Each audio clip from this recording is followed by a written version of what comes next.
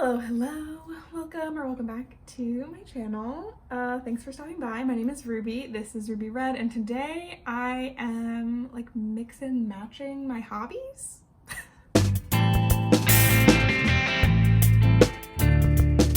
So this channel is about books, but I actually have many other hobbies besides reading, one of which is sewing. So today I'm gonna sort of bring that on camera. What has happened is that, kind of similar to how I am always in the middle of several different books, I have started and not finished several sewing projects like so long ago, and I have a bunch of other sewing projects that I want to start, and I want to start them soon. So I kind of decided that I can't start anything new until I finish the old stuff, and I need to finish the old stuff like right now.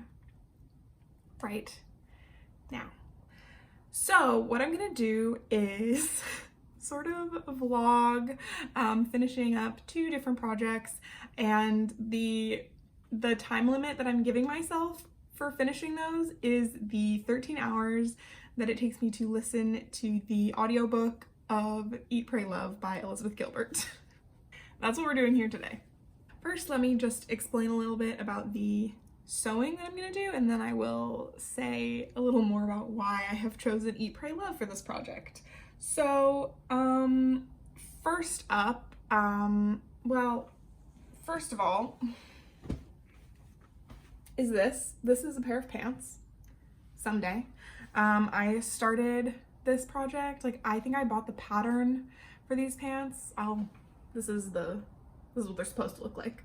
I bought the pattern and the fabric both on Black Friday last year. So it's been a long time in the making. The last time I was working on these, I reached a point where I needed to sew some buttonholes and I couldn't find the buttons that I had ordered. So I sort of just put that on pause and never pressed play again. But I have the buttons, so I'm ready to go. The other thing is this quilt. I will put up a picture of like it just spread over my bed. I finished piecing together this quilt top kind of a long time ago, and that was kind of the fun part for me, and now I have to do the rest of it, which is not as fun to me. I've never attempted to make a quilt this big, and I honestly don't know like if I literally can or not, but I'm gonna try. The thing is, what you saw in that picture is just the top of the quilt, and a quilt has 3 layers. It has the top, which is the beautiful patchwork part, and then it has a back, which is often just like plain fabric, just sewn together to be the size of the whole quilt, and then there's batting in the middle, and then you sew the 3 of them together, and then that's your quilt. So I have the top, and I have also been piecing together some of the scraps from the top to use them as part of the backing, because I didn't want to just get rid of them, and I was like, this will be kind of fun. No one's really going to see the back, so it doesn't matter what it looks like. I'm just shoving all these pieces together. So I was working on that last week, and I did actually start Eat, Pray, Love while I was doing that, because I needed to know how much fabric I would need to buy once I had finished with the scraps, like how much more fabric did I need. So whatever, did a bunch of math, did all that sewing. It was pretty fun, and now after I explain myself, I'm going to be running to the store to grab the rest of that fabric and then putting that back together, and then I have to make the binding and then stick the whole thing together. Yeah, but it's fine. It's going to be fun. Please enjoy this way sped up footage of me piecing, and I will tell you a little bit about where I'm at with this book. I picked Eat, Pray, Love for this kind of because I'm like, you know, either you've read it or you've seen the movie or your mom read it and told you about it, so like spoilers, like we don't have to worry about that. I don't know that there can be spoilers in that kind of book anyway.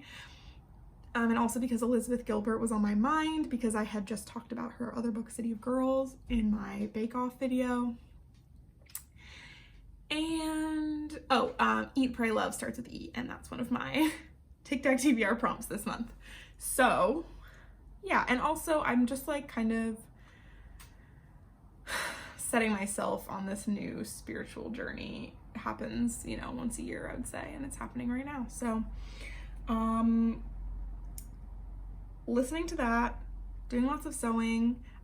It's actually Thursday today and Connor has the day off, so I can be sewing very noisily at my desk without bothering them while they're working.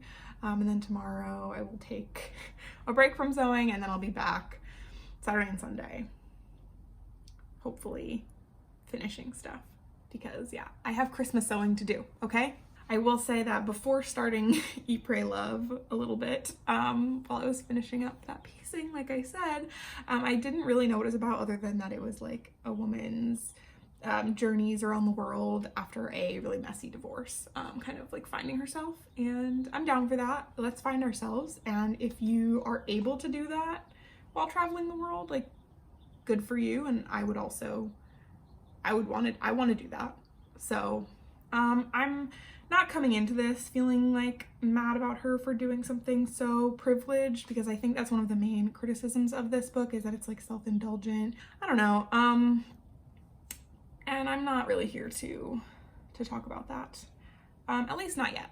Maybe I'll have some thoughts at the end, but yeah, she narrates the audiobook, so that's fun, and I've already heard some things that I really liked. Specifically, I guess we'll start the vlogging portion right now. Sorry, I cannot get comfortable in this chair. She sort of outlined how this whole thing came about, and also something that a medicine man, I don't remember, I think maybe in Bali, said to her about like how to like live in the world. And he said you have to walk as though you have 4 feet on the ground instead of 2, so that you can be on the earth, but you also should not look at the world through your eyes but through your heart. I'm sure I could find the quote, because it sounds a lot better in the book than what I just said, but just like I have been thinking about that since I heard it, and I like that.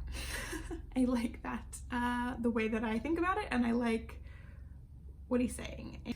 Pretty much right after I listened to the first hour or so of this, I texted one of my friends and I was like, listen, I'm ready to find God. What's up? And that is how I felt, and I think we're gonna be going on a journey together. So if you're willing to stick around for that, I'm excited to have you. Okay, got the fabric. Now I need to wash it and dry it and iron it, and then cut it and then sew it to the rest of my fabric. So I'm gonna throw in a load of laundry right away, and yeah, that's probably all I'm gonna be doing today, is like finishing up putting the back of that together. And then Connor is watching me do this from inside of our kitchen. Hi. I could, while all of that is happening, switch my thread and work on my other project, but I don't want to. Anyway, that's what we're up to. That's what's going on. And you'll just have to see what happens. Okay, behind me right now I actually have my finished quilt back, but let me just rewind, show you how we got there. So once I got the rest of that fabric, which is this blue, I washed it, dried it, ironed it, the whole thing. I laid out the quilt top on my bed just so that I could use it as a size reference, and then I played around with my pieces on top of that, and then I would sew a little bit, and then I would play with it a little bit more, and then eventually I had one stripe that was the entire length of the quilt, and then I just went in with my blue fabric, my new blue backing fabric, and put that down one whole side of it, and then I just kind of had to play around a bit to figure out how to make the last little pieces of fabric that I had make up the last piece of backing that I needed. And in the end, it did work. I did end up with only 3 very small little scraps of fabric, so I'm really proud of that. Let me tell you a little bit about Eat, Pray, Love. I am really enjoying this book. I really like that the narrator is Elizabeth Gilbert, and yeah, I think I'm about 3.5 hours into the audiobook, which is 13 hours. So I have about 9.5 hours left. And there are two things that are striking me so far about the first portion of this, which is the eat portion, which takes place in Italy. So Liz's first stop on her traveling the world post messy divorce trip is Italy, where she is intending to just embrace pleasure and like enjoying things for herself, instead of the pressures of society to conform into this one specific kind of wife, kind of writer, kind of career woman, kind of mother, one specific type of woman, basically, that she feels like she's really been pressured to become. And I think a lot of women can probably kind of relate to those kind of pressures. So she's taking this time, she's going to Italy, she's just going to embrace the pleasures that life has to offer. And I really like that the pleasure that she's embracing in this way is food. She's enjoying eating, and I think that treating food as something to just be like delighted in, to just like find joy in, and pleasure again, like just like liking it, you know, just that's something that feels like it could be really hard. I think that in America and probably other places, I'm sure as well, there's a lot of shame and guilt that can come with eating and food, and she's just like reveling in the delights of the palate. I don't know, I just am really admiring that she is capable of doing that, because I think that personally I would have a really hard time fully embracing like the pleasure of eating. I think that I have too many like ingrained beliefs that I, even if I were to acknowledge them as being wrong, which I do, I don't know, I just think that that's a bit of a triumph to be able to really just eat for pleasure. Like, I am really finding a sense of joy and almost freedom through her writing about this topic. So that's good for me. And the other thing that I'm really liking about this section is at one point she sort of talks about how Americans value entertainment over pleasure, whereas Italians really value the ability and the art of just doing nothing, like just like laying back and having a good time, like really like just savoring something so good, whereas Americans are always wanting like the next thing. Even when you're like having something pleasurable, you're thinking about like, how can I do the next thing, like what's going to be better than this. It's, I guess, greed, and just like a culture of excess and like valuing those kinds of experiences or whatever. So I just really liked that emphasis on the art of enjoying, and yeah, I really hope to get a little bit more of that out of this. So there you have it. That's where I'm at with Eat, Pray, Love, and that's where I'm at with my quilt back. I'm so proud to have finished it. I can't wait to start putting it together, but I think that's gonna have to wait a minute. I have, what did I say, 9.5 hours of my audiobook left, and I'm gonna spend that working on my pants. So let's go to the pants. It's pants time, everybody. It's pants time. Wow. So yep, it's Sunday now. I didn't do anything else after I finished up the quilt stuff last night, and then I took my time getting out of bed this morning, even though it's daylight savings. So I'm like, I don't know what happened, but it really was hard for me to get up and get moving, but I'm up and I'm moving. So here's the thing. So the pants, basically, I think what I need to do is, oh yeah, okay, here, I can even, oh God, okay, so you can see on the back here, hopefully, I put the back pockets on both of them, and I also, these front pockets are totally done, and then I'm working now on I need to put the buttonholes on, and then I need to put the buttons on. And then it will be time to do the waistband and like belt loops and stuff, and oh, also closing it up. So right now the only way that the pants are held together is the seam that goes like from the middle of your back down between your legs, and then to where the buttons would go, and then the inside seam of the legs is sewn. So the full like hip to ankle seam is not sewn, and that's where I'm going to try to do some like good fitting so that they like fit my hips nicely and are comfortable. So that's basically where we're at with the pants situation. And now it's time to grab my headphones, get my audiobook going, and get to work. God, I have like 9 hours and it's 10:15 right now. This might not happen this weekend. It's fine, it's fine. Buttonholes are what stalled me on this project the last time that I was working on it, and they definitely were not the thing that I would have liked to start with, but I guess in a way it was good because we did have some false starts, but eventually I did figure out what the heck I was doing, and I managed to sew all the buttonholes and get that all sorted. And as I was finishing up with those buttonholes, Liz also finished up her Italy journey. I don't really have anything extra to say about how I feel about that than I did last night, but then we moved on to the next part of the book, which is Pray in India, where Liz spends some time in an ashram meditating like constantly.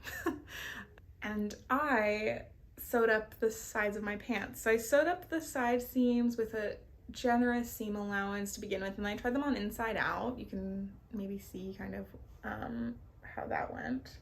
Trying them on inside out just makes it easier to like pin the seams like closer. I didn't end up pinning anything, but that's why I do that. It's just because also like you could mark on the fabric or something if you were so inclined, which I in the end just didn't.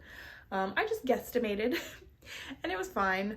I tried them on again after doing another seam, taking in a little bit both sides, and then I tried them on right side out to see if that helped me determine whether or not they fit correctly. And at this point I'm having a problem because it's really, I don't feel confident in the fit until I have the waistband on, which can like secure the pants up, because for now the top edge of the pants is just raw, and I'm worried about like trying to mess around with them too much, because the way that the fabric is cut, I'm like inviting it to stretch before I've had time to attach the waistband, which will keep it sturdy. Basically, eventually I just had to decide that it was good enough. And while I was doing that, I'm listening to Liz, and she's talking about her difficulties meditating, the challenges of meditating for specifically like for a very long time, but also just like in general, which I found to be appropriate and relevant because I also constantly struggle with having a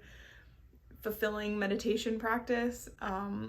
I get easily frustrated, and at this point I am trimming down the side seams so that I can sew them properly finish the seams, and I have chosen a seam finishing method for this pair of pants that I wish I hadn't at this point because what I had to do next was so complicated, but you can see the really wonky seams that resulted from my attempts. Luckily those seams like won't really show on the outside of the pants. I don't think. I have yet to flip them out because I was gonna do the other side first, but then I ran out of thread, and then I was like, you know what, this is a great place to stop, update this little video, and maybe have a snack. At this point I am halfway through Eat, Pray, Love. It is reminding me a lot of Untamed by Glennon Doyle, which I think it's a very similar genre of like finding yourself book. I really liked Untamed. I was deeply affected by reading that, and I suspect that the same will be true of this. Yeah, I'm gonna have some kind of snack and get back to work. So true. Okay, so up next we had the belt loops, which I forgot how much trouble I had making these for the like rough draft of these pants that I made, which I had just never made like a pair of pants before, so I wanted to practice before cutting into the more expensive fabric that I bought for these.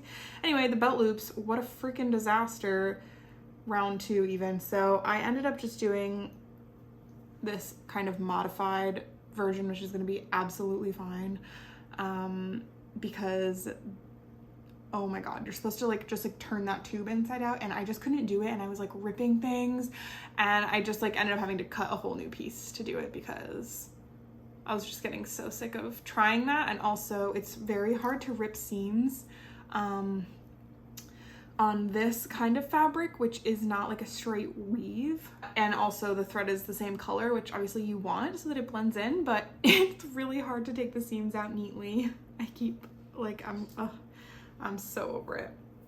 Anyway, then we cut up our little belt loop pieces. Great, love that. And then we are attaching those, and then we're attaching the waistband also. This is where things got rough again, and we had some false starts, but eventually we got this. It's all fine. And then I had to do this like corner thing, which I remember that I actually did wrong when I made my first draft of these pants, and I was really scared I was gonna do it wrong again, and I almost did, but not quite, but it's fine. And then I have to sew the waistband, like I'm folding it over and sewing it to the back. I was having so much trouble getting the fabric to like lay flat and to stay in place, even with pins. I just like, things kept getting a little bit twisted, and then I was like, maybe my tension is off, all this stuff. Anyway, eventually I was doing it wrong yet again, and my thread broke, and so I just took a break. That whole time I was just having like one mistake after another, which didn't feel very much in alignment with what I was listening to, which was this, you know, beautiful meditation experience that Liz is having. But my final thoughts on the India portion of this were that it was very nice. It sort of rekindled within me a desire to be like more on top of my meditation practice and even my yoga practice. Like it just like made me want to do more for myself in that regard, which I think is great. And I think it's also like, it did all that for me, but I think it's still completely accessible to like the layperson, like somebody who is not familiar with meditation and like the principles of yoga. Some of the things that she is talking about within this realm of, you know, the mind, body, spirit connection were hitting me like really hard, and I was like, I don't know, wanting to like write stuff down, and also wanting to stop and wanting to go and sit and meditate, and I was like, can't do that, we have to finish the waistband, like which we don't. Oh my god, I didn't need to get that worked up about the waistband thing, but I really did. And you know, I really wanted to finish those pants and this book today, but it just was not gonna happen, and that's fine. And I wish that I had been able to find a little bit more peace about that while I was listening to this section, which I think should have probably been able to bring me that sense of peace and acceptance, but I wasn't having it. I'm still maintaining a pretty positive view of this book, and now I've reached about 70%, and we are into book 3, where Liz is now in Indonesia, in Bali, and she's sort of talking about Balinese culture and people and what she's learned while she's been there, and she's working with this Balinese medicine man who we had a moment, we met him in the beginning when we talked about the 4 feet on the ground and see with your heart, not your head. I don't really have anything to say about Bali at this time, except that nothing. I don't have anything to say about Bali at this time. But I'm hopefully going to make myself some tea, and then I'm going to get back to my audiobook and my sewing, and I'm going to figure out the waistband problem. And then once I finish attaching the waistband, I have to do some like cleaning up of many loose threads, etc. all over the pants, and I have to hem them. And I have to hammer on the buttons, but I mean, the buttons is fun, and hemming is easy. It should be totally doable. It should not cause any problems. So I just have to do the waistband. This is my last hurdle. Oh, and then I have to attach the belt loops completely. Okay, but I think that's it. Oh my God, and I have to put a label in them. Every single time I make a garment, I forget to put a label in it. Or I almost forget. I'm not gonna forget. And I did forget the tag. I can't even begin to describe how mad I am about this stupid tag. It's just a little label that says handmade by Ruby, but I forgot it, and I had so many problems putting in the waistband that to take that it's not happening, and that's fine. Anyway, I also sewed the belt loops on wrong at first, and so I had to unpick them, which was in the end not as hard as I thought it was going to be, but I was really worried that was kind of going to be the end for me. I was actually so upset about this that I had to take a break and go meditate, which good on me for remembering that I have the capability to step away from something and try to still my mind for a moment before reacting, or overreacting, as the case may be. But then everything was actually fine. I fixed the belt loops. Then as I was doing a bunch of ironing, this romance started to unfold. I think I'm ironing the hem here. The romance started to unfold between Liz and this Brazilian man. I just wasn't really here for it, and I guess that it's not fair of me to want this to be a book all about like the self and self-love and self-discovery, without including like love of any other person. And obviously she has made friends along the way whom she does love, and so for her to now have a lover probably is actually like an important part of this overall journey that she's on. And obviously like loving another person and being loved in return is a part of all of this stuff. Anyway, then we're almost done, okay, and we get to the buttons, and I'm about 87% done with the book at this point, and getting to the buttons was very fun. I was just like riding high on like having actually almost completed these, and then I hammered in those buttons. I was done basically. Completely, not basically. I mean, I still have to clean up a couple of loose threads here and there, but honestly, they're wearable at this point, and I have 30 minutes left of this audiobook, and I know that I had this whole concept was that I was going to use the full 13 hours or however much it is once I listen to it faster, to finish my sewing projects, and then, but I didn't, okay? I listened to the last 30 minutes of that when I was going grocery shopping, I think. So it is what it is. And I know that the quilt thing seems probably small compared to like making a pair of pants, but it honestly was hanging over my head for so long, and it was so just like kind of annoying to do. So I'm really glad that I got that done and that I got the pants done. Like, that's amazing. Feels so good. Sorry, there's a helicopter. What?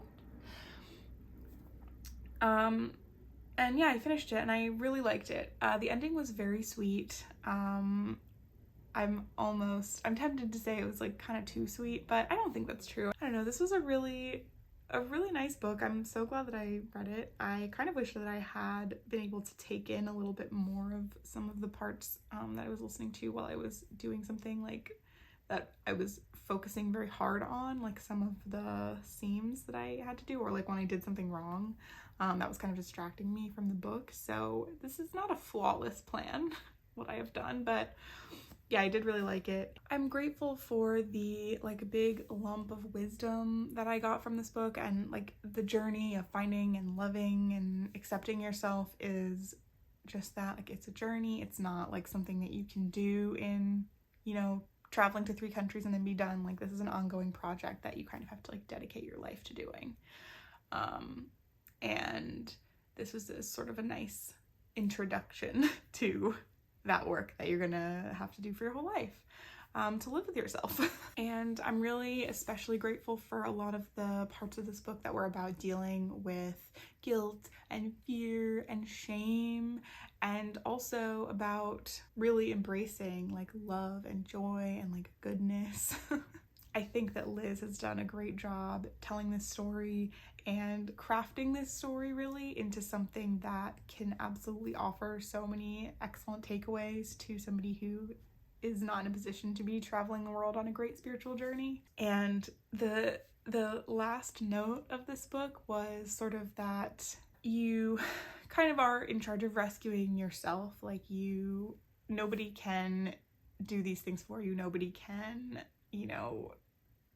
make you love, accept, and understand yourself and your drives and your whatever. You have to do it. You have to orchestrate the birth of the self that you want to be.